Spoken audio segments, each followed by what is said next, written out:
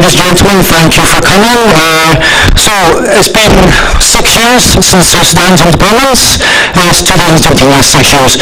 I'm sure everybody's been aware of the conflict and the human cost. What has perhaps not been as widely discussed is the environmental impact, both in terms of how competition over resources and climate impacts are exacerbating the conflict, and how the conflict itself is increasing the strain on natural resources in a vicious cycle. So today we're going to have an early look at the findings of the first review of South Sudan's environment since independence.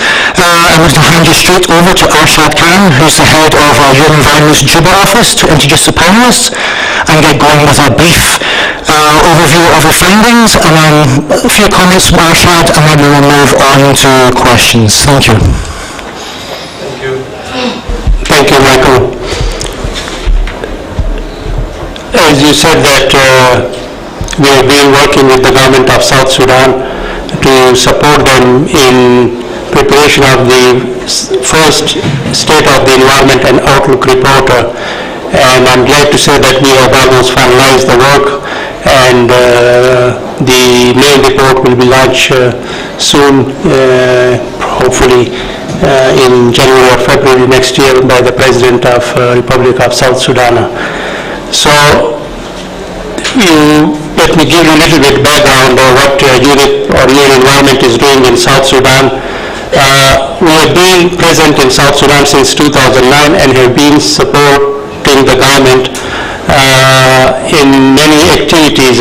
As you know that the conflict is happening in South Sudan since 2013, so we have been supporting the government mainly on strategies and policy development and legislation. For example, we have supported the government in preparation of its first national environmental bill, which is in the process of review and which will go to the parliament for approval. Then we also supported the government of South Sudan in becoming party to the main multilateral environmental agreements. Similarly, also supporting the government in preparation of its national biodiversity strategy and action plan, as well as the national adaptation plan of action to climate change, Plus, we are also helping them to do the national capacity self-assessment in order to address the implementation of the Rio Convention's main multilateral environmental agreements. So we have been supporting, and of course there are, capacity building and other components on which we are working on, including we are also addressing the issue of waste as well as the forestry. As you will hear that deforestation is a big issue in South Sudan. So we are also working on that area. So basically that is what is about what our work, and now coming to the State of the Environment report, as South Sudan is a new country. It got independence in 2001, and since then it hasn't had any, comprehensive information regarding its state of the environment. So we thought that it will be useful study to have all the information available in one document. So in this regard, we started a project for the preparation of South Sudan with the funding from DFID through BRACE Consortium. And it started in middle of last year, and now it is almost completed. And as I said, soon the main State of the Environment report will be launched. In addition to the main report, we thought that people wouldn't have time to go through the 300-400 page document, so we also prepared a summary report for policymaker or those people who cannot read the whole document, and which will be also available to public soon. Now I will hand over to or introduce first the other panelist, Joseph Bartel. He is the Permanent or Undersecretary for the Ministry of Environment and Forestry in South Sudan. He has been involved in a lot of our activities and work, and been, to be honest with you, very instrumental, supporting us in most of our projects in South Sudan. Then on the far right corner, we have Peter Gilruth, who was involved in the preparation of the State of Environment as an expert from one of the organizations whom we were working on, Environmental Pulse Institute. So we thought that it would be good to have him here. So if there is any question regarding to the actual preparation of the State of the Environment report, he will be happy to answer that. So I will now hand it over to Joseph Bartel to give you a little bit overview of the main findings of the State of the Environment report of South Sudan. Thank you, Arshad, and I would like to thank UNEP for giving us this opportunity to have this press briefing with you people.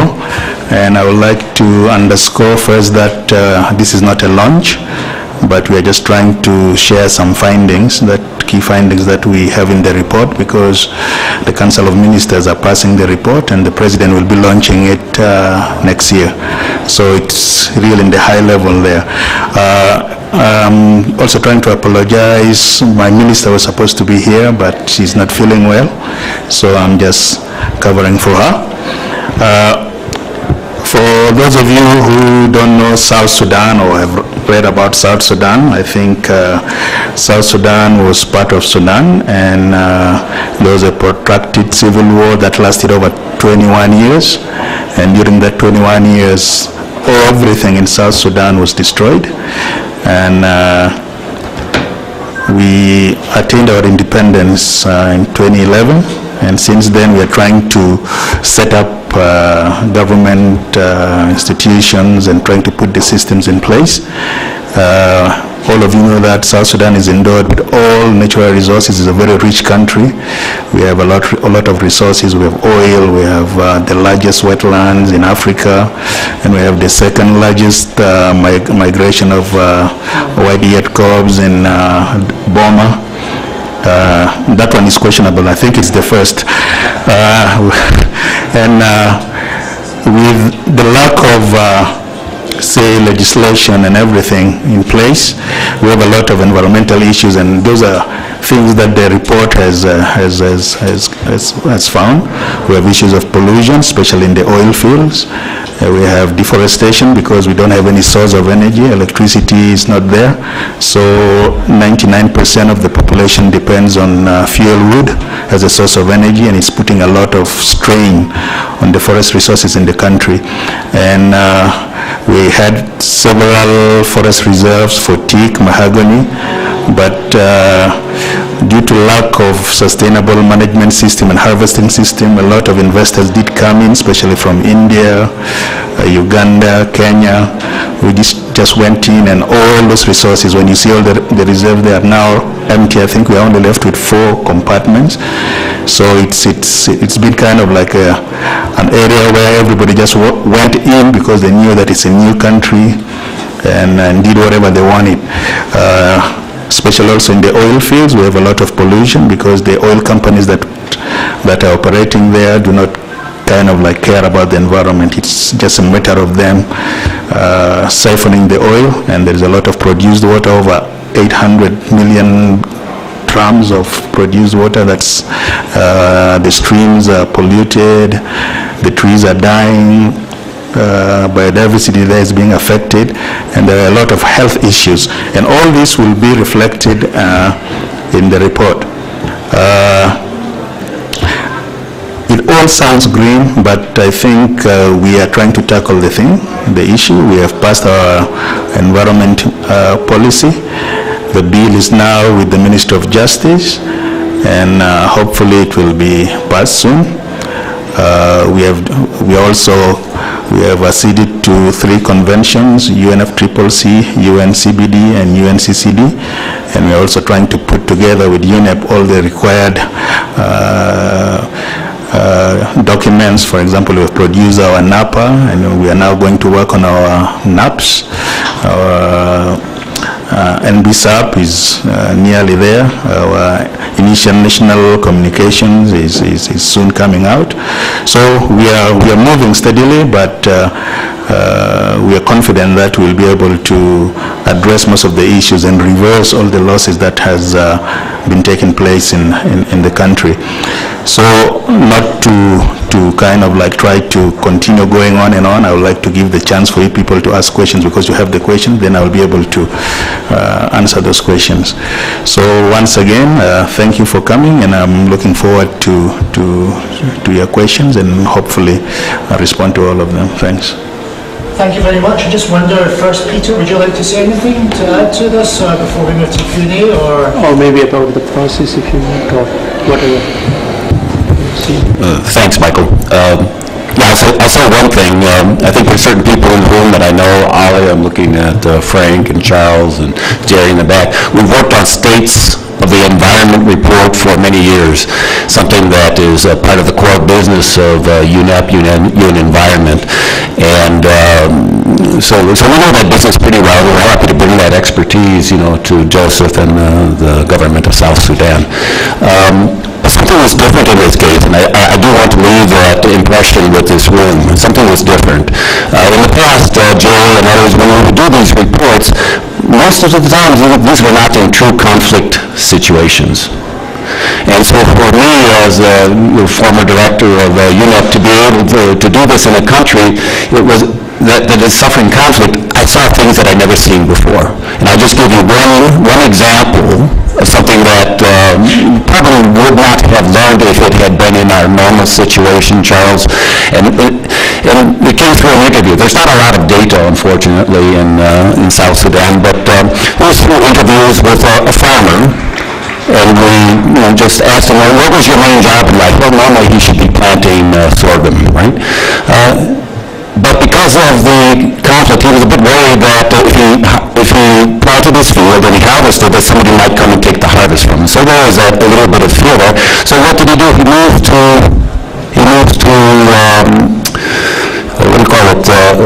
satisfying the fuel needs and the charcoal needs. So he's a charcoal preparer. And so what he does is he prepares charcoal because he's not so sure that he has the time or the safety, security to do sorghum production. And the other problem is that he has a lack of mobility. He can't get around as much, but he cannot travel as far as much to produce the charcoal because of the security problem. So what he has to do is he has to revisit the same areas more often than he would normally do to produce his charcoal. Right? He has to go there more often because it's not, you can't roam, you can't go as far and wide. And then what happens is that he tells me that people are complaining because there are no longer large pools for constructions of their houses. And if you think about it, well, if you revisit the same area, more often than not, you're going to use those large pools for the constructions of your houses. And so what you see is this kind of circular effect of the conflict in the environment where the security means that you can't move around as much, which means you have to change the way that you interact with the environment, which means that some of the main products of the economy are no longer there for construction industry, and that has an impact on the pricing of issues. And so what I guess the pervasiveness of the conflict and its effect on all sectors of the environment was one of the big factors that I learned after having been involved in this. The other lesson I think I learned is that the South Sudanese are just beautiful people, thirsty for change, thirsty for leadership that will take them beyond this past. And I think with Joseph here, you're going to play a role in moving them from the past into the future. Those are my comments, Michael. Thank you. Thank you, Peter. I'm now like to open to the floor for questions. If anyone has a question, please let me know who you are and to whom you would like to address your question.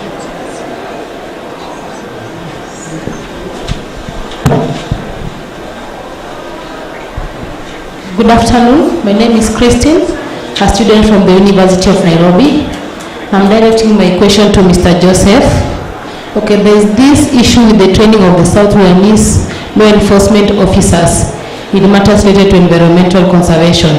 You did it once in Kenya with Kenya Wildlife Service, I believe in 2012, and maybe you've not brought back your trainees again. So I don't know if the feedback was not positive or what happened to that. And then there's the issue of environmental outlook, which is being done currently with the UN assistance. So I'm just maybe kindly requesting the UN if they could incorporate biodiversity evaluation in that program, such that the people of Southern Sudan could get to know the value of their ecosystems, so that when they are coming to conserve it, when you attach monetary value to resources, people tend to value it more, and also in decision making. I'm happy to hear that the government is committed to us that so thank you for that.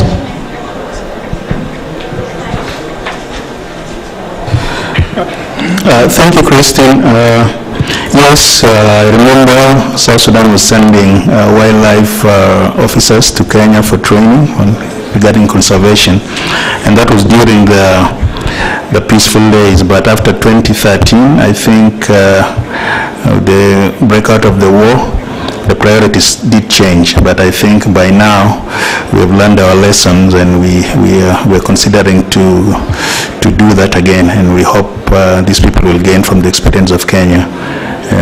And coming to your issue of valuation of our resources, yes, there was a project, for example, we wanted to do a valuation of the resources in the wetlands, because in the wetlands there we have alone 53 species of mosquitoes, different types.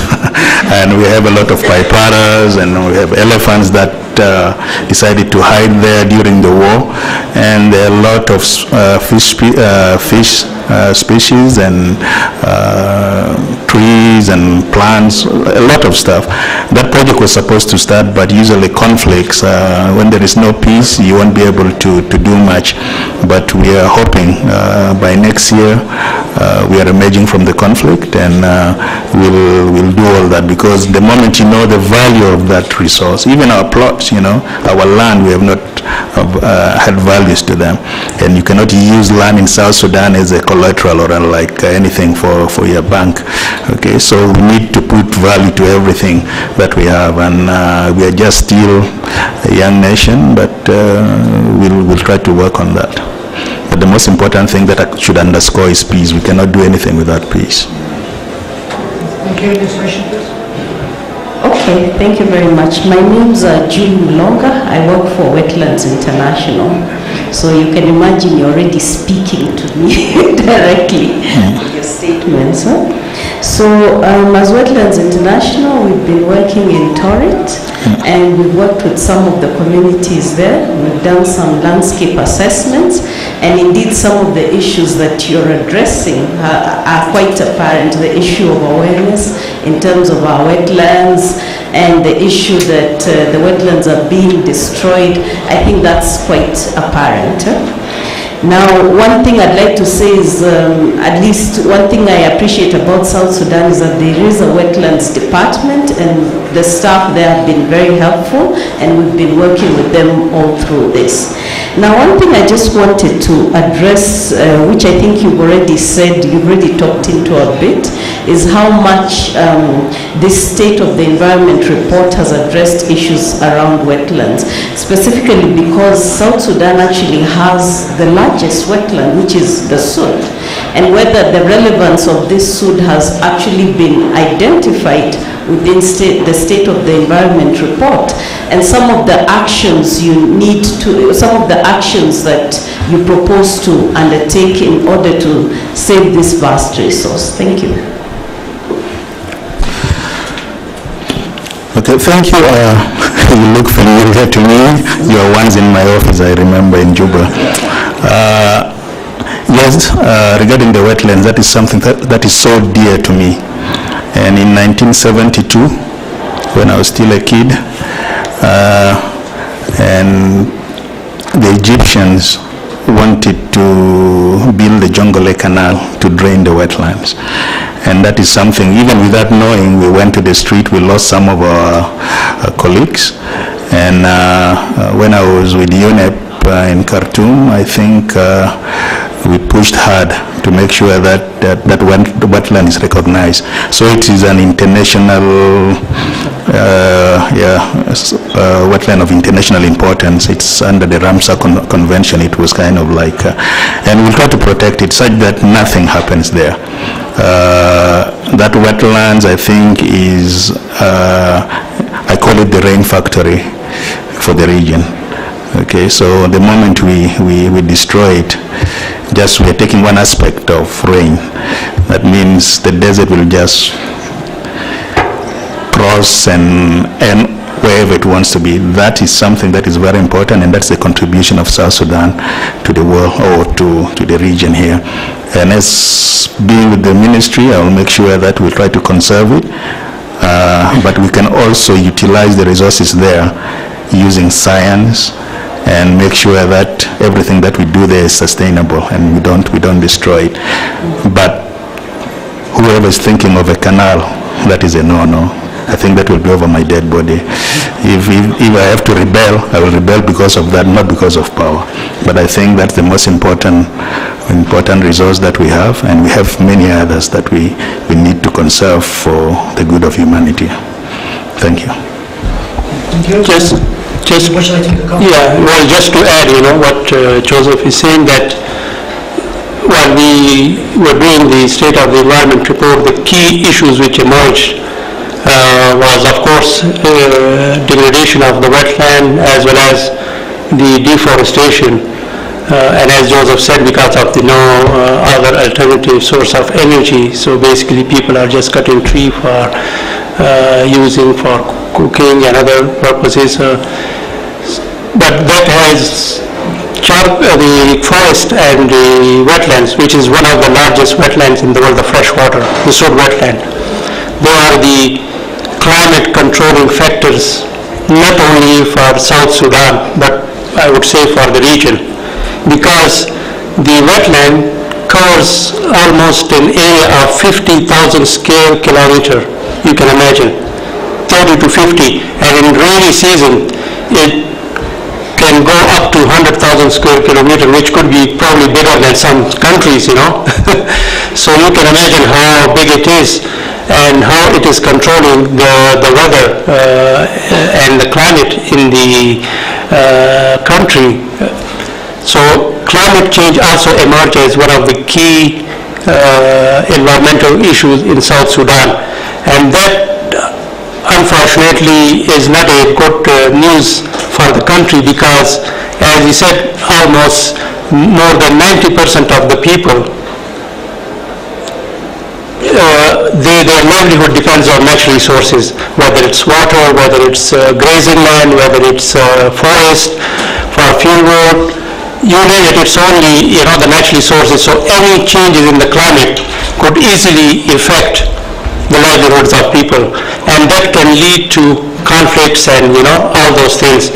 So it has been highlighted in the report, all those issues, like for example, like the rain patterns in the last few years has changed, the frequency and the timing and everything has changed, the intensity has changed. So it has direct impact on the agriculture sector, on the crops. So people are now not sure when to, whether they will get the yield or not at the end of this crop season.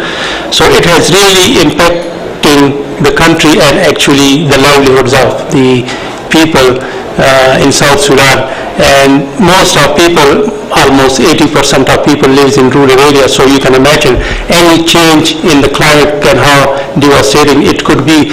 And some studies which have been done, it says that probably South Sudan will be the most in East Africa.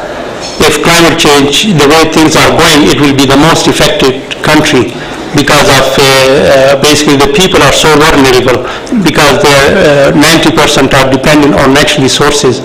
So anything will be really devastating, and as I said, it can lead to so many other things, the humanitarian crisis, the conflict to the scarce resources, all those things, and we will have a lot of issues and problems. Thank you. Okay, thank you. Peter? Yeah. Maybe just one more element to Judy's question. Yes, there is a section on the report on the wetlands, and yes, it does describe bird stopover, wildlife migration, fishing, so many things that the Sioux brings to the country. One of the areas where it would be nice to have even better information, and as Joseph used the word, is the value.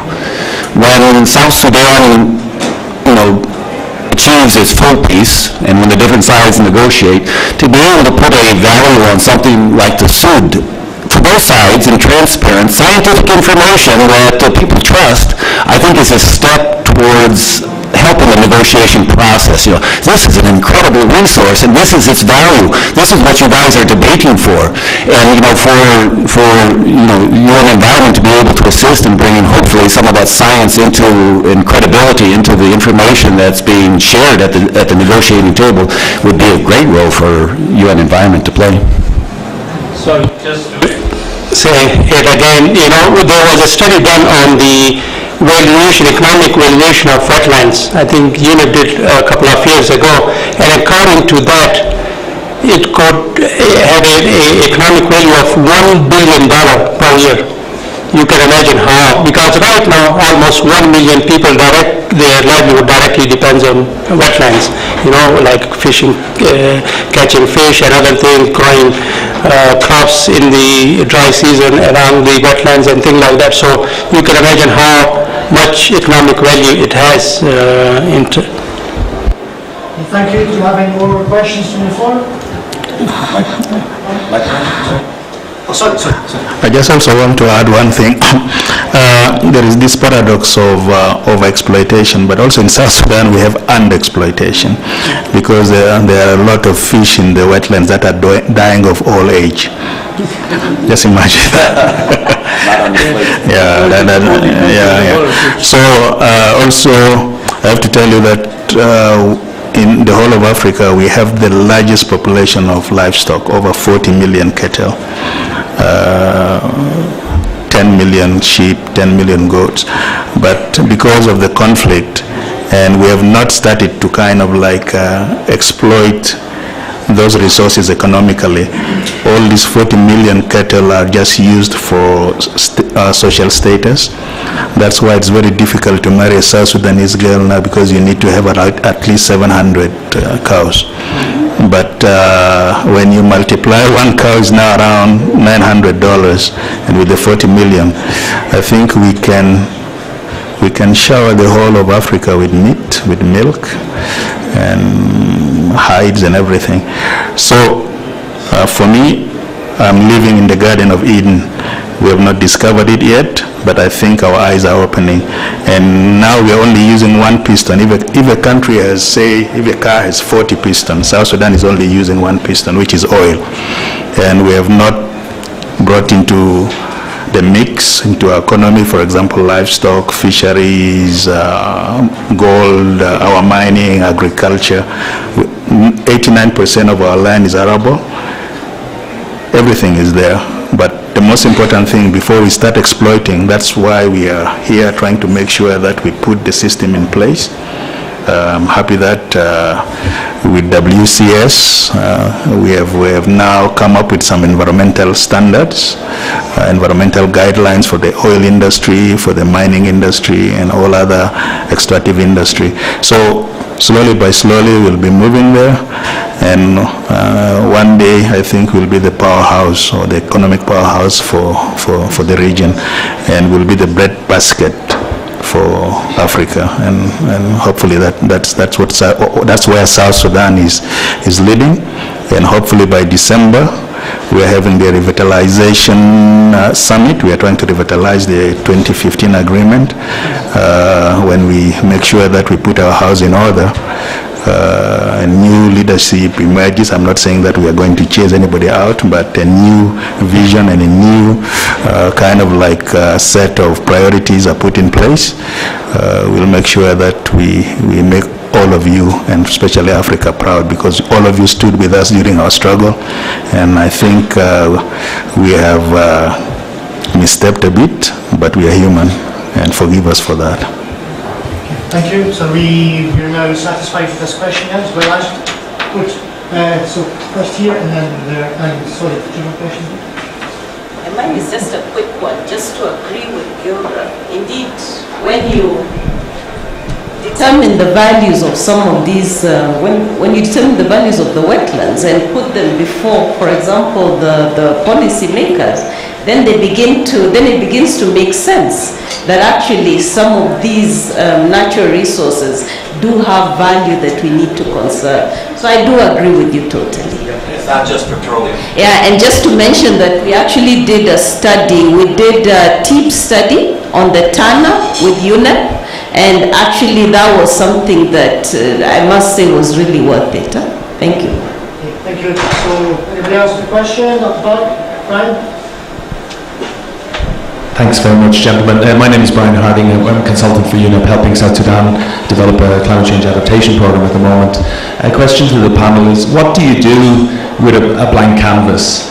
South Sudan has the opportunity to learn from many of the environmental mistakes other countries have gone down. What do you do with this now that you have, how do you integrate environment into national development? What's the big vision for environment and economy as you move forward in South Sudan? Thanks, Brian. I think when you talk about climate change now, we all know that the countries the so-called developed countries or the first world, their prosperity was built on exploiting resources, and they put a lot of carbon emissions, and now we are suffering from climate change and its effects. As a new country that's trying to forge a developmental path, I think we are going to go for a trajectory that will make sure that we invest in clean, renewable sources of energy. Like now, you were in Juba with me last week, and I've informed you that we don't have a source of energy. Everywhere in Juba there is a generator, but now we are making sure that we are trying to exploit the abundant sun that we have. We have the Nile, and we'd like to look into hydro, like to look into some renewable energy sources. If we have thermal, or even try to convert the solid waste that we have into energy source. And that alone will transform the path of the country, but it has to be clean from the very onset. We will not allow the same mistakes of burning fossil fuel and cause a lot of mess. By having energy in South Sudan, I think we'll be creating a lot of livelihood opportunities. We can attract in a lot of businesses, small industries, and create jobs for our people, and also try to make sure that we try to exploit all those resources. For example, when I talked about the livestock, we need to, instead of having 40 million, having a lot of pressure on the pastures, we need to reduce that number a bit and try to do a lot of breeding so that you can produce milk, butter, or whatever, and beef. So it's not the numbers. We need to make sure that the quality of our meat and everything is in place. One thing that we have in South Sudan is the illiteracy rate that we need to cut to, and thank God there was a memorandum of understanding that was signed with Braced, with the Minister of Education. We are trying to start having environmental syllabus and courses in our elementary school, such that we teach our kids to respect the environment and to make sure that they will not destroy that environment. And thanks once again to Brace. I hope the environmental clubs in the schools will create that awareness to our people. Thanks. Thank you. I think we're running a bit short on time, so I think if that's the last two panelists, pretty much the same question. Where now, how to give sustainable growth for South Sudan without repeating the mistakes of other economies? Just a few minutes each, and I think we'll call the session over. Unless anybody else has any pressing questions? No? Okay, thank you. So Arshad, if you want to go first, and then Peter. Well, as we all know that, and we have said that it is a new country, so there is a lot of work need to be done, and it is a country where there is a conflict going on. So the first important thing is the good governance, environmental governance in the country, and then building the capacity of the institutions so that the environmental legislations or policies could be implemented in true spirits, and so on. And the other important thing is, as Joseph said, is the awareness raising. Unfortunately, the literacy rate in South Sudan is very low. So that is one of the biggest challenge to raise the awareness of South Sudanese, the importance of natural resources with their livelihoods and how they need to conserve the natural resources or to use them in a sustainable manner.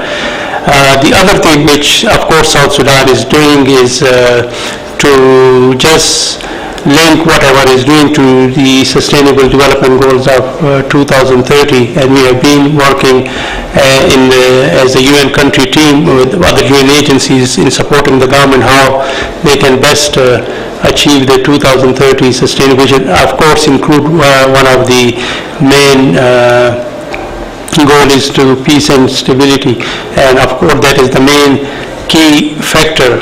If we want to see South Sudan progressing and prospering, I think peace is the key, because without peace we would not be able to achieve what could be achieved in this country.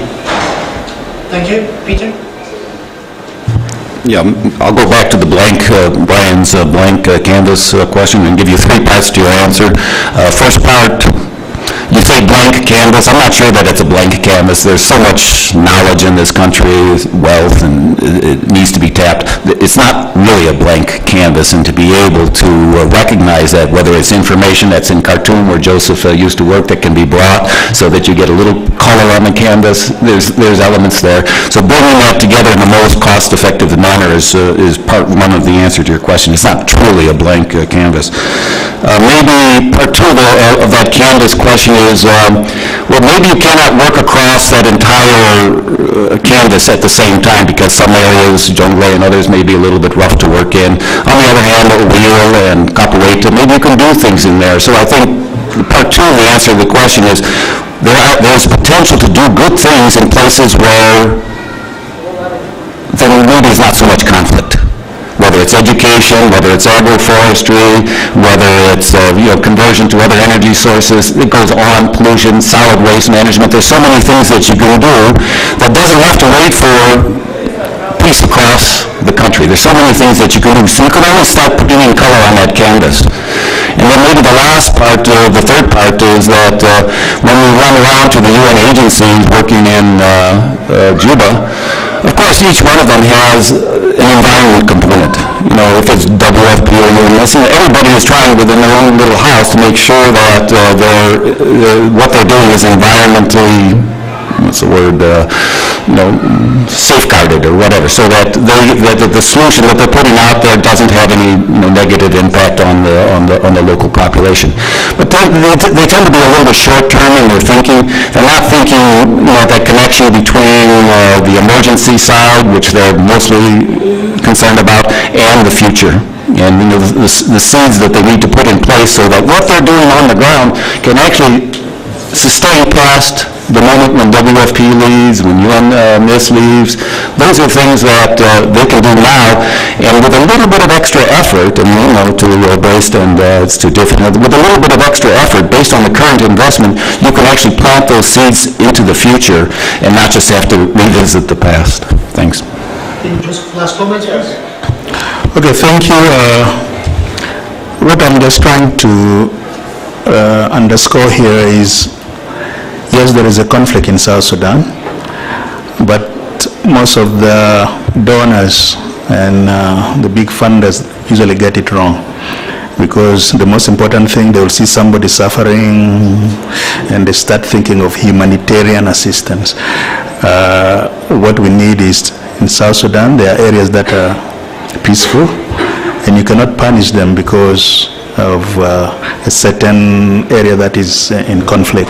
So what I'm trying to stress here, South Sudan needs recovery and stabilization, because you cannot continue feeding people. The moment the conflict is over and you've not given them the implements and everything, and you've stopped that feeding, how are they going to sustain themselves? They're going to go and fight again.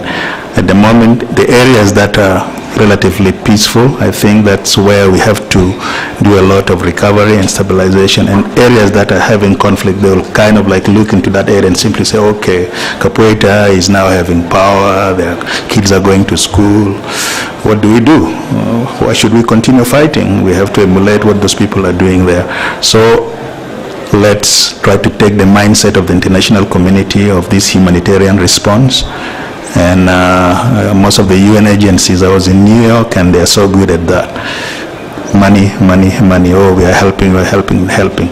But at the end of the day, you will not find anything there that you'll be able to touch. But it's only a stomach and the waste that has gone out. So let's kind of like change that.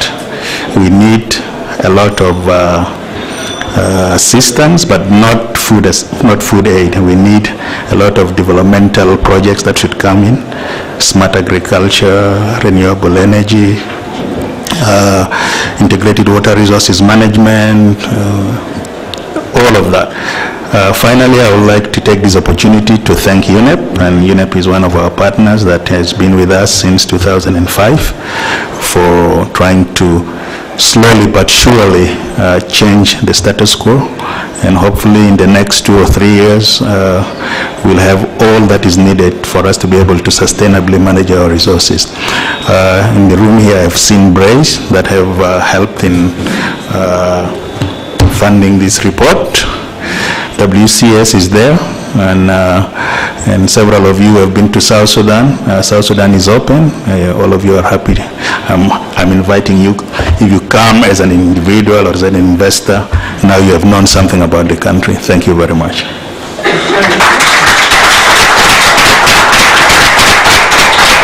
Thank you, Joseph. Thank you, Arsha. Thank you, Peter. Thanks everyone for coming. Have a good night. Yeah. Someone get a hold of it. I have it, he knows it, I don't know it. I need his phone number. I need his contact. I've invited him to more, you have his phone number? I've got a draft of that school environment manual for you next week. Yeah, thank you. Sorry, can I just read it? I've been enjoying this again. Congratulations. Hi, my friend. Nice to see you. All my good friends are here. My friend, how are you doing? Good, man. So you'll have to be there.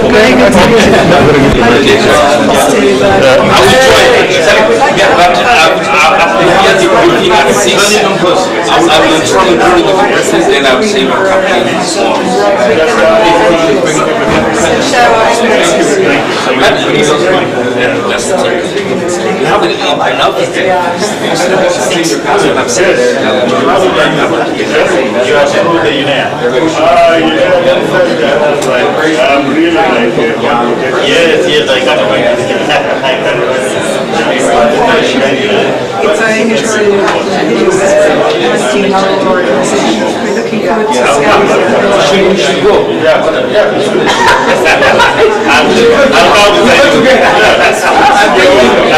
Thank